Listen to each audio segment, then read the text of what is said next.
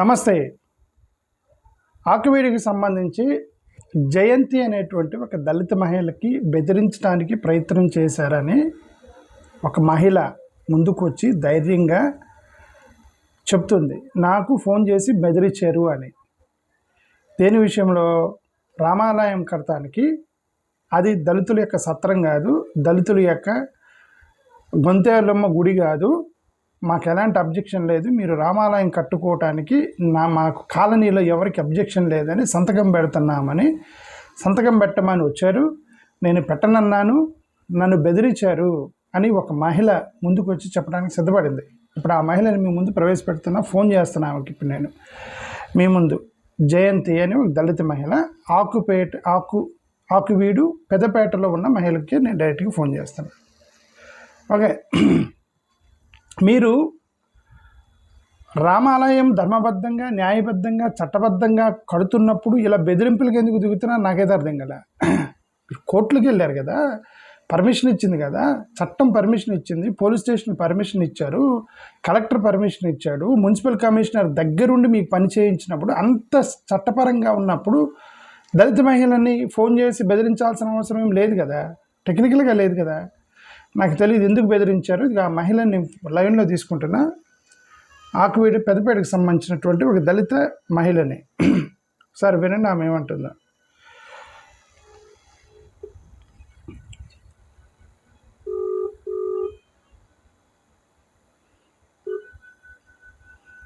జయంతి గారు, జయంతి గారు, హలో జయంతి గారు, చెప్పండి సార్. చెప్పండి సార్. మీరు లైవ్లో మాట్లాడుతున్నారు ఇప్పుడు. నీకు అది మీకు ఇన్ఫర్మేషన్ ఇస్తున్నాను, ఎందుకు ఇది డైరెక్ట్గా లైవ్లో రన్ అవుతుంది. ఓకే, కాలు. ఓకేనండి. మిమ్మల్ని ఎవరో బెదిరించారు, ఎవరో మీ దగ్గరకు వచ్చి మీరు సంతకం పెట్టబోతే బాగున్నదని బెదిరించి సంతకం పెట్టించుకోవడానికి ప్రయత్నం చేశారని నాకు ఎవరో చెప్పారు. నేను అందుకని రీచ్ అయ్యే మీ దగ్గరికి. ఇప్పుడు ఏం జరిగింది చెప్పండి మీరు. సార్, మేము ఒక 10 days బ్యాక్ కంప్లైంట్ స్పందనలో ఒక కంప్లైంట్ పెట్టామండి. దానికి సంబంధించి మీరు ఇలాగా కంప్లైంట్ చేశారు కదండి అని చెప్పి నాకు విఆర్ఓ గారు కాల్ చేశారు. ఒక 7:30 ఆ టైం అవుతుంది. అంటే ఆయన పొద్దున్న నుంచి కూడా కాల్ చేస్తుంటే నా ఫోన్ స్విచ్ ఆఫ్ అయిందంట. 1 minute జయంతి గారు, 1 minute. స్పందనలో దేనికోసం కంప్లైంట్ చేశారు? మాకు ఇక్కడ ఏదైతే మా ఏరియా ఉందో దాంట్లో మాకు గుడి వద్దు, మాకు బొంతేనమ్మ గుడి కావాలి, రామాలయం వద్దు అని మీరు ఏదైతే చెప్పండి. అదే నాకు అర్థమైంది. అంటే నాకు జస్ట్ అది మీకు కట్ అయింది అందుకని అడిగాను. గొంతెలమ్మ గుడి కావాలని మీరు స్పందనలో మీ కమ్యూనిటీ తరపున వేసారా, పర్సనల్గా వేసారా మీరు? కమ్యూనిటీ తరపున ఒక 5 members వేసామండి. Okay, right. ఇప్పుడు మాట్లాడండి. అదిను ప్లస్ ఏదైతే గొడవ జరిగిందో అది మొత్తం అంతా కలిపి ఒక ఫార్మాట్ లో ఇచ్చి దానికి కోర్టు ఇచ్చిన ఆర్డర్ ఏదైతే ఉందో దాన్ని కూడా జత చేసి ఇచ్చామన్నమాట. దానికి సంబంధించి ఏంటంటే అప్పుడు మేము స్పందనకి వెళ్ళినప్పుడు యాక్చువల్గా ఇది కోర్టులో ఉంది కదండి, మేము తీసుకోము, మీరు లోపలికి వెళ్ళి అడగండి, లోపలికి వెళ్ళి అడిగి ఒకవేళ వాళ్ళు ఆన్లైన్ చేయమంటే కనుక మేము చేస్తాము అని చెప్తే మేము లోపలికి వెళ్ళి జేసీ గారితో కలెక్టర్ గారితో మాట్లాడామండి. మాట్లాడిన తర్వాత మీరు చేయించుకోండి, ఆన్లైన్ చేయించుకోండి, నేను మండల్ లెవెల్ కమిషన్ వేస్తాను అని చెప్పి మేడం అన్నారనమాట. సో వీళ్ళు కూడా అలానే వేశారు. వేసిన తర్వాత మా దగ్గరికి ఎవరు ఎంక్వైరీకి కానీ దేనికి రాలేదు. ఎంక్వైరీకి రాకుండా నిన్న మాకు మా పిటిషన్ కి ఇస్తారు కదా, దానికి సంబంధించిన రిసిప్ట్లు ఏంటంటే 30 రేపుడుతో లాస్ట్ అనమాట. రేపటి లోపు దాన్ని సార్ట్ అవుట్ చేస్తారు అని చెప్పి టైం ఇచ్చారు. అంటే వితిన్ 10 days లో ఇస్తే నిన్న నాకు ఈవినింగ్ కాల్ చేశారు. వాళ్ళు మార్నింగ్ నుంచి కాల్ చేస్తుంటే నాది ఫోన్ స్విచ్ ఆఫ్ అయింది అన్నారు. అంటే నాది డిస్ప్లే కొంచెం ప్రాబ్లం వచ్చి ఆగిపోయింది. అయితే దాని మేము సిమ్స్ అనేవి తీసాను, అందుకని చెప్పి నేను అవైలబుల్ గా లేను. అయితే 7:45 ఆ టైం అవుతుంది. 7:45 ఆ టైం అయితే సార్ కాల్ చేశారు అనమాట, విఆర్ఓ గారు కాల్ చేశారు. ఏమంటే మీ ఇల్లు ఇక్కడ పెద్దపేటలో అంటే నేను అడ్రస్ చెప్పాను. అడ్రస్ చెప్పిన తర్వాత నేను వస్తానండి ఎంఆర్ఓ ఆఫీస్ నుంచి బయలుదేరాను అంటే సార్ వచ్చారు. సార్ వచ్చిన తర్వాత ఇచ్చి సైన్ చేయండి సార్ ఈ రోజు క్లోజ్ చేసేయాలి అన్నారు అంటే నేను చదివి పెడతాను సార్ అని చెప్పాను. సో నేను అది చదివిన తర్వాత అక్కడ ఉన్న పాయింట్స్ ఏవైతే ఉన్నాయో అవి నాకు నచ్చలేదు. అయితే లేదండి మా దగ్గరకు వచ్చి ఎవరు ఎంక్వైరీ లాంటిది ఏది చేయలేదు, అసలు మాకు ఏం జరిగింది అనేది ఎవరు కనుక్కోలేదు, ఏ బేసిస్ మీద మీరు ఈ విచారణ అనేది కన్క్లూడ్ చేశారు అని చెప్పి అడిగాను అనమాట. అడిగిన తర్వాత నేను సైన్ చేయనండి అంటే సరే అయితే మీరు సైన్ చేయరా అంటే నేను చేయనండి అంటే ఆయన వెళ్ళిపోయారు. వెళ్ళిపోయిన తర్వాత మా హస్బెండ్ కి కాల్ చేశారు. మా హస్బెండ్ కి కాల్ చేసిన తర్వాత సైన్ చేసేస్తే అయిపోతుంది కదా, మీరు ఆ సైన్ చేసిన తర్వాత కావాలి అనుకుంటే మేము మీరు ఏదైతే పాయింట్స్ ఇచ్చారో దాంతో మేము అగ్రీ కాదు అని చెప్పి మీరు మళ్ళీ కంప్లైంట్ అనేది రిజిస్టర్ చేయొచ్చు అని చెప్పి అన్నారు. అన్నాక అలాగే కొంచెం మా హస్బెండ్ తో అన్నారంట. అయితే ఆయన చెప్పారు నన్నేమీ బెదిరించలేదండి. నా దగ్గరికి వచ్చి అమ్మాయి ఇది ఇలాగా సంతకం పెట్టాలి పెడతామంటే నేను చదివిన తర్వాత నేను పెట్టను సార్, నాకు ఈ పాయింట్స్ అనేవి నచ్చలేదు అని చెప్పి అంటే ఆయన వెళ్ళిపోయారు. వెళ్ళిపోయిన తర్వాత మళ్ళీ సెకండ్ టైం వచ్చి అమ్మ సంతకం పెడతావా పెట్టవా అంటే లేదండి పెట్టను అని చెప్పి అంటే ఇంకా ఆయన వెళ్ళిపోయారు అనమాట. ఒక ఫోటో తీసుకుని మా ఇంటి దగ్గర వెళ్ళిపోయారు. తర్వాత మా హస్బెండ్ కాల్ చేసి ఇదిగో ఇలాగా అని చెప్పి అన్నారు.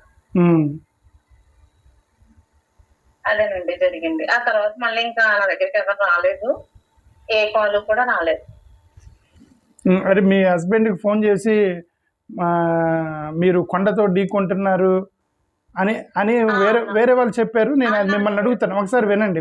మీ హస్బెండ్కి ఫోన్ చేసి మీరు కొండతో ఢీకొంటున్నారు ఎందుకు వాళ్ళతోటి పెద్దోళ్ళు అని చెప్పి అనలేదా మీ హస్బెండ్తో? అన్నారు. మరి దాన్ని బెదిరించడం అంటారా? మరి దాన్ని బెదిరించడం అంటారా? మీరు అదే సంతకం పెట్టకపోతే మీకే ఇబ్బంది అవుతుంది, మీరు కొండకు ఢీ కొడుతున్నారు అని చెప్పి అన్నారు. అనిన తర్వాత మరి నువ్వు కూడా రేపు పొద్దున్న ఉద్యోగం చేసుకోవాలి కదా అన్నట్టు ఆయనకి అంటే మా హస్బెండ్ కి ఆయన తెలుసు అంటండి, ఏదో ఫ్రెండ్లీ మేనర్ లో చెప్పారు నాకు అని చెప్పి ఆయన అన్నారు అని చెప్పి ఆయన నాతో చెప్పారు. అది ఫ్రెండ్లీ వార్నింగ్ ఇచ్చారు అంతేనా? అదే ఫ్రెండ్లీ వార్నింగ్ అంటారు. దాని వార్నింగ్ ముందు ఫ్రెండ్లీ పెట్టారు, ఫ్రెండ్ చేత చెప్పిస్తారు అంతే. ఫస్ట్ ఫ్రెండ్ చేత చెప్పించారు మీరు కొండతో ఢీకొంటున్నారు, మీరు ఉద్యోగం చేసుకోవాలి కదా జాగ్రత్త, మరి సంతకం పెట్టండి అన్నారు అంతేనా? అంటే దాన్ని సరే నాకు అర్థమైంది మీరు చేయకపోయినా క్లోజ్ చేసుకుంటారు కదా. అదేలేండి, మీరు నాకు చెప్పింది అర్థమైంది జయంత్ గారు. ఇప్పుడు కోర్టులో మీరు స్పందనలో వేస్తే కోర్టులో ఉంది మేము ఇంటర్ఫియర్ అవము అన్నారు, అవునా?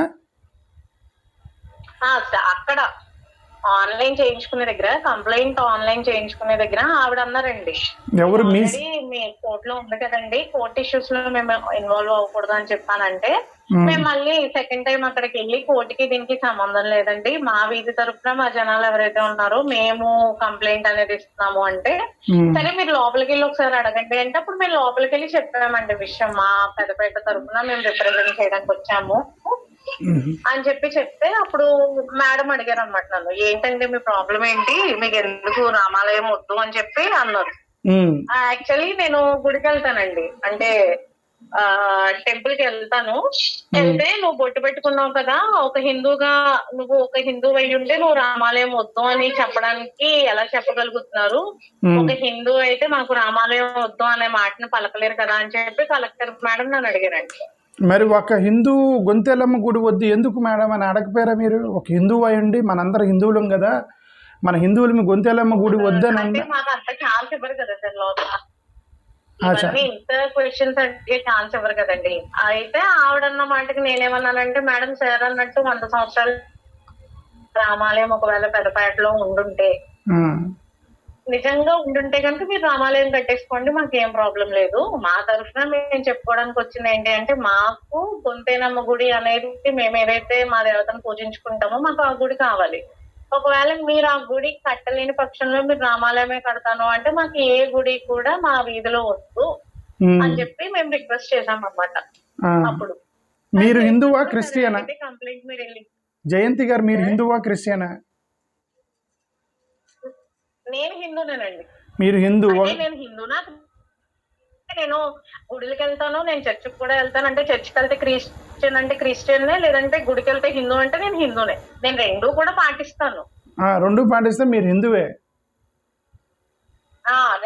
మీరు మరి హిందూ మరి మరి హిందూ మరి మనందరం హిందువులం కదా, మన హిందువులకి మరి గొంతేలమ్మ గుడి ఎందుకు వద్దు మీకు అని అడగపోయారు వాళ్ళని. ఎందుకు సార్ ఎంత గొడవ చేస్తున్నారు, మా గొంతేలమ్మ ఏం చేసింది మిమ్మల్ని, గొంతేలమ్మ గుడి ఎందుకు వద్దు మిమ్మల్ని అడుగుతున్నారు కదా, రామాలయం కడితే తప్పేంటి, రామాలయం కడితే తప్పేంటి, రామాలయం గొడవ చేస్తున్నారు అని ఎక్కడ పెడితే అక్కడ అది అడుగుతున్నారు కదా, మీరు తిరిగి గొంతేలమ్మ గుడి కడితే తప్పేంటి అని అడిగారు ఎప్పుడన్నా?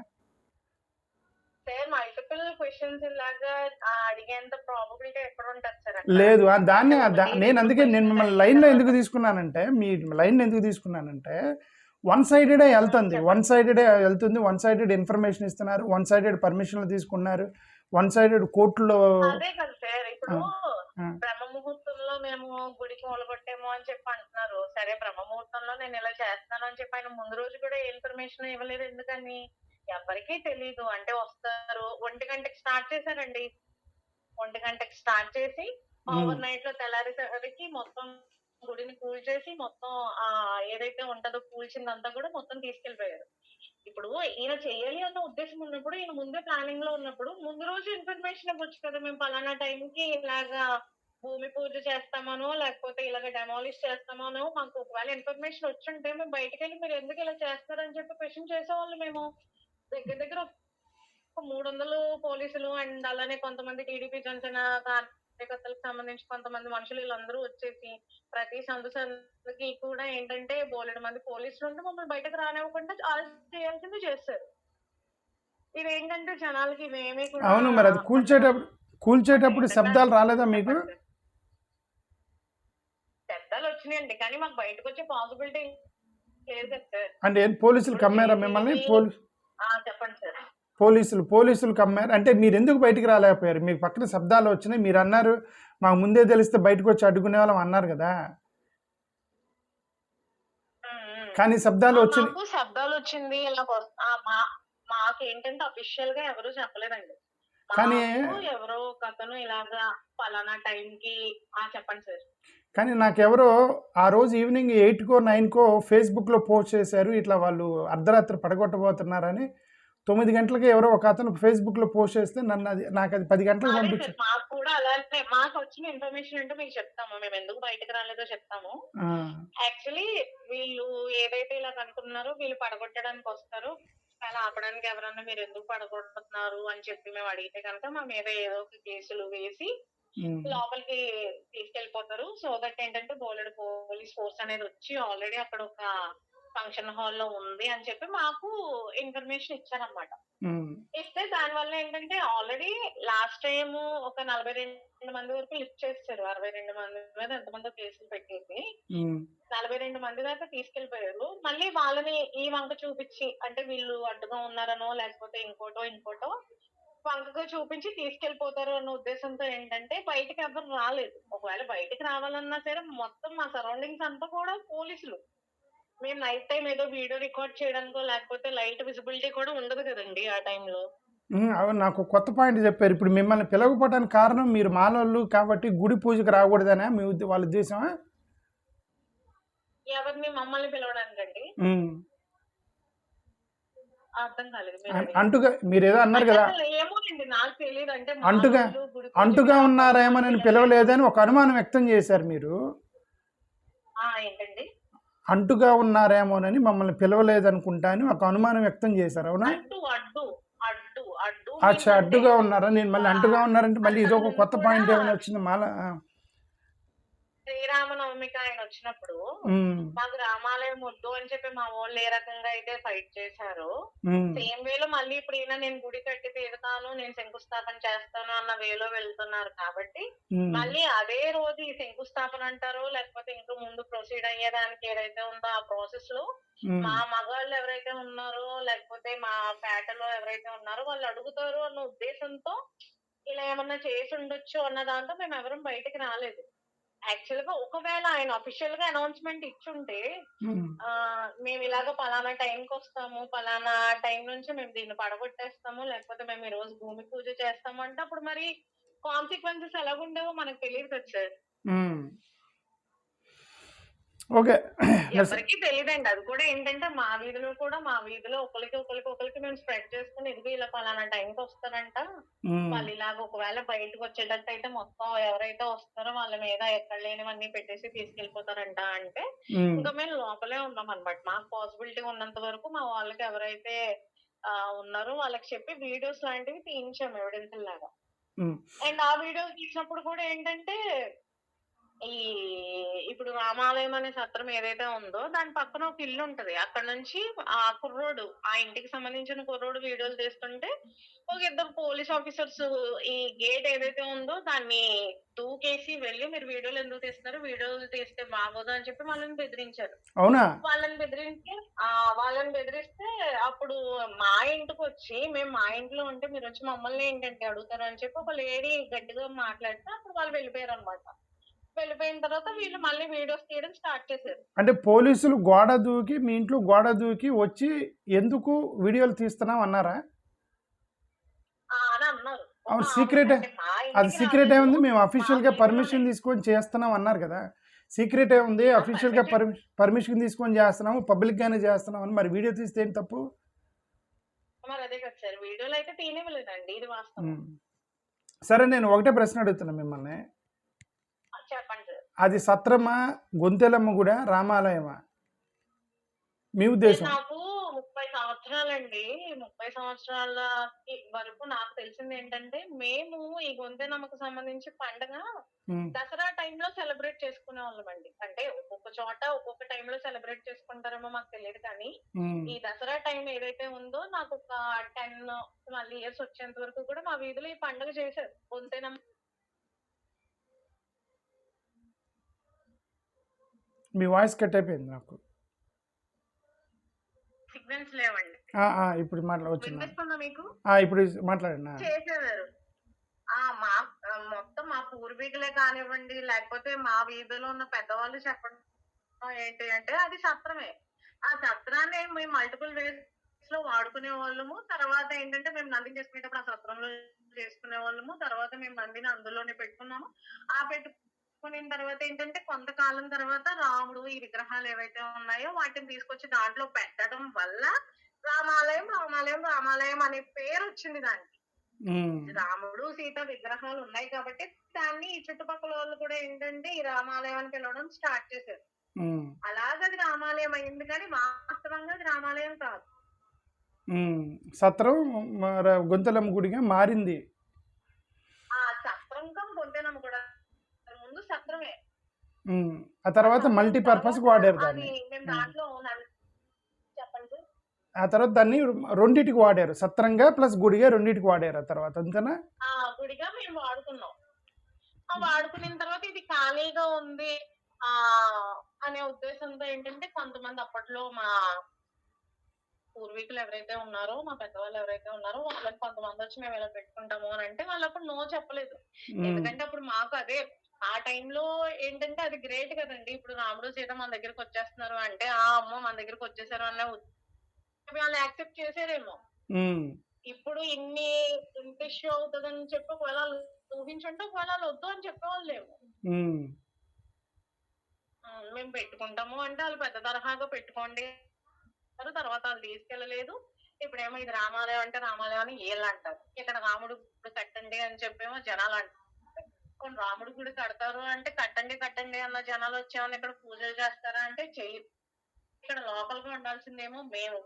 రేపు శ్రీరామనవమి రోజు లేకపోతే ఇంకో రోజు ఇలానే జనాలు వస్తారు. జనాలు మమ్మల్ని మళ్ళీ మా వాళ్ళని భాషలు ఆడకుండా ఉంటారు అన్న గ్యారంటీ ఉందా? కొన్ని గొడవలు అవ్వకుండా ఉంటాయన్న గ్యారంటీ ఉందా అంటే ఏదీ లేదు. ఏంటంటే ఇదంతా ఒక పంతంతో కావాలని ఆయన పంతాన్ని ఆయన నెగ్గించుకోవడానికి ఇలాగ గుడిని కట్టి తీరుతాను అని చెప్పి అంటున్నారు అంతే. సరే, లైన్లోకి వచ్చినందుకు థ్యాంక్ యూ. మీకు జస్ట్ మీకు సరే ఫైనల్గా దాంట్లో ఉన్న అబ్జెక్షనబుల్ వర్డ్ ఏంటి? మీరు ఎందుకు సంతకం పెట్టనన్నారు? దాంట్లో ఏం అబ్జెక్షనబుల్ పదం ఉంది? అబ్జెక్షనబుల్ పదం ఏం లేదంటే మేము కంప్లైంట్ ఇచ్చింది ఏదైతే ఉందో దాన్ని బేస్ చేసుకుని కాకుండా కోర్టు ఏదైతే మేము కొంచెం దానికి కోర్టుకి సంబంధించిన కాపీస్ కొన్ని యాడ్ చేసాము. సో దానికి సంబంధించి వాళ్ళు విచారణ జరిపినట్టు ఇలాగా మున్సిపల్ కమిషనర్ గారు మొత్తం వీళ్ళంతా కూడా యాక్సెప్ట్ చేశారు. దీని బేసిస్ ప్రకారం మేము అన్ని అనుమతులు తీసుకునే కడుతున్నాం అని చెప్పి వాళ్ళ వేలో వాళ్ళు విచారణ చేసుకుని ఆ పాయింట్స్ అనేది దాని మీద పెట్టారనమాట.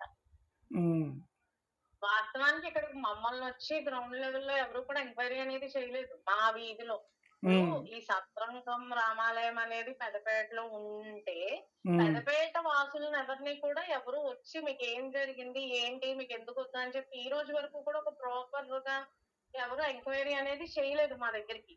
ఏ ఆఫీసర్ కూడా ఈ రోజు వరకు కూడా రాలేదు. ఆ విఆర్ఓ గారు మాత్రం నిన్న ఒక సిగ్నేచర్ కోసం వచ్చారు అంతే. అంటే ఎందుకు ఆయన అన్నాడు కదా మీ పర్మిషన్ జరుగుతున్నా ఎవరు రాలేదు. లేదు ఆయన అన్నాడు, ఆయన పబ్లిక్ గానే చెప్తున్నాడు మీ పర్మిషన్ తీసుకొని మేము గుడి కట్టాలా అంటున్నాడు. మరి మాలపల్లిలో గుడి కట్టడానికి మాలపల్లిలో పర్మిషన్ తీసుకోకుండా ఎవరు అమెరికాలో ఉన్న వాళ్ళ పర్మిషన్ తీసుకుంటారా?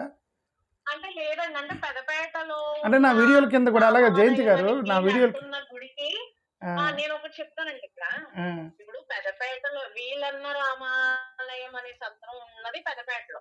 పెదపేటలో ఉన్న జనాల అంగీకారంతో సంబంధం లేనిది పెదపేట పక్కన ఉన్న చిన్నపల్లి వీధి, పెదపల్లి వీధి, రజకుల వీధి వీళ్ళ అంగీకారాలతో వీళ్ళు సేమ్ మేము ఏదైతే రోజు స్పందనలో కంప్లైంట్ ఫైల్ చేశామో అదే రోజు వీళ్ళు కూడా వేశారు. మమ్మల్ని వచ్చి మీకు ఇష్టమేనా అని చెప్పి మమ్మల్ని అడగకుండా మా పక్కన వాళ్ళు అడిగితే వాళ్ళు ఇష్టంతో ఉంటే అంటే రేపు వాళ్ళు ఉంటారు ఇక్కడ లేకపోతే మేము ఉంటామండి. అదేలే నా ఆర్గ్యుమెంట్ కూడా అదేలే, మీరు కరెక్ట్గా మాట్లాడుతున్నారా? సరే అండి, థ్యాంక్ యూ లైన్లోకి వచ్చినందుకు థ్యాంక్ యూ. ఇంకేమైనా చెప్పాలా మీరు స్పెసిఫిక్ ఏమైనా మర్చిపోయారా? ఓకే, థ్యాంక్ యూ, ధన్యవాదాలు వచ్చినందుకు. సో అది సంగతి. అల్టిమేట్గా రెండు విషయాలు నా వీడియోల కింద కూడా మీరు ఏమి రాస్తున్నారంటే రామాలయం కడతాను మీ పర్మిషన్ తీసుకోవాలి. అలాగే సహోదరా, మీ కాలనీలో చిన్న చెత్త కుండీ పెట్టడానికి కూడా మీరు అక్కడ కాలనీ ప్రెసిడెంట్ పర్మిషన్ అడుగుతారు. చెత్త కుండీ డస్ట్బిన్ ఎంసీ వచ్చేవాళ్ళు మున్సిపాలిటీ చెత్త కుండీ పెడతారు కదా, ఆ చెత్త కుండీ పెడతానికి కూడా అక్కడ కాలనీ అసోసియేషన్ ఉంటుంది, కాలనీ ప్రెసిడెంట్ ఉంటారు, ప్రజలు జీవిస్తారు, అక్కడ ప్రజలకి వాల్యూ ఉంటుంది, విలువ ఉంటుంది. వాళ్ళందరిని అడిగి వాళ్ళ పర్మిషన్ అవసరం లేదు. ఒక ఇన్ఫర్మేషను కన్విన్స్ చేసుకొని చేయాలి.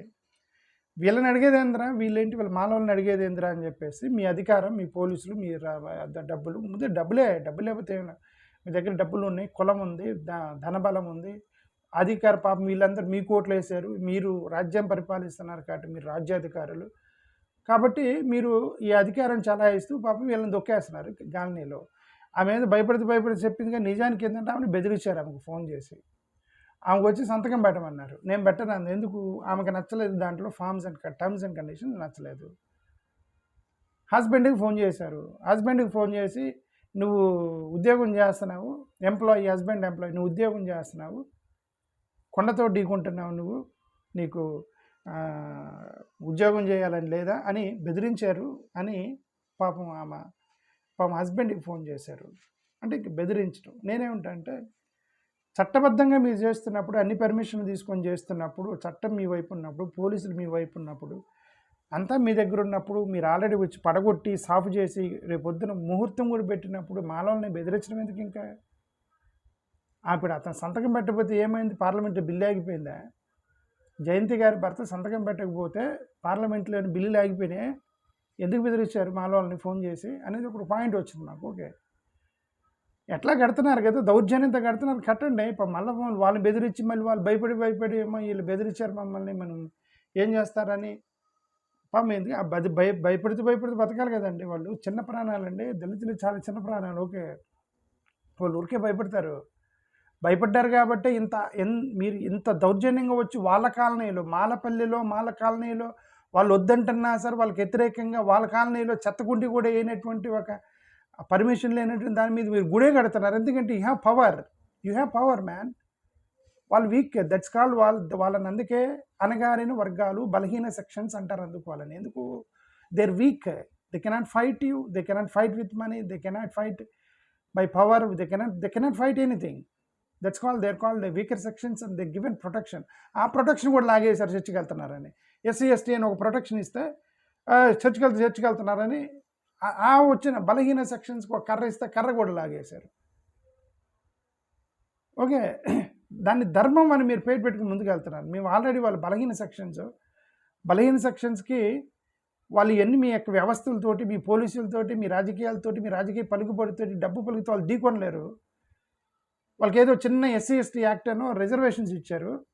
ఆ మతం పేరు పెట్టి ఎస్సీ ఎస్టీ యాక్ట్ లాగేసి రిజర్వేషన్ కూడా పీకేసి చెడ్డీ మీద తిరగమంటున్నారు అంతే. మొత్తం బీగేసి బట్టలు మొత్తం బీగేసి ఒక చెడ్డీ, ఆ చెడ్డీ ఏంటిది, దాని మీద మాల అని రాసి ఉన్నది, మాదిగ అని రాసింది. మాలా మాదిగలు అని ఆ చెడ్డీ అని ఉన్నాడు. ఆ చెడ్డీ పెట్టుకొని తిరగంటారా అంటారు. ఆ చెడ్డీ మాత్రం పీకరు. ఎందుకు ఆ చెడ్డీ పీకరు? ఎందుకు? అది ఉండాలి. అది ఎందుకు చెడ్డీ? అది ఏంటి, కులం మాత్రం పీకరు. ఈ మాలోడు పీకరు, మాదిగోడు పీకరు. అది మాత్రం అన్ని తొలుక్కొని తిరగాల్సిందే. అది తప్ప మాలా మాదిగ తప్ప మిగతా అయినా బిగుతారు మీ దగ్గర నుంచి. పీకితే ఏం చేస్తారు? మీ దగ్గర పవర్ ఉండదు. అప్పుడు పవర్ ఉన్నప్పుడు వాళ్ళ కింద పనిచేస్తారు. లేదంటే మీరు ఎదురు తిరుగుతారు. అది వాళ్ళు ఫండమెంటల్ దేర్ ఐడియా. అది. Thank you. నమస్కారం.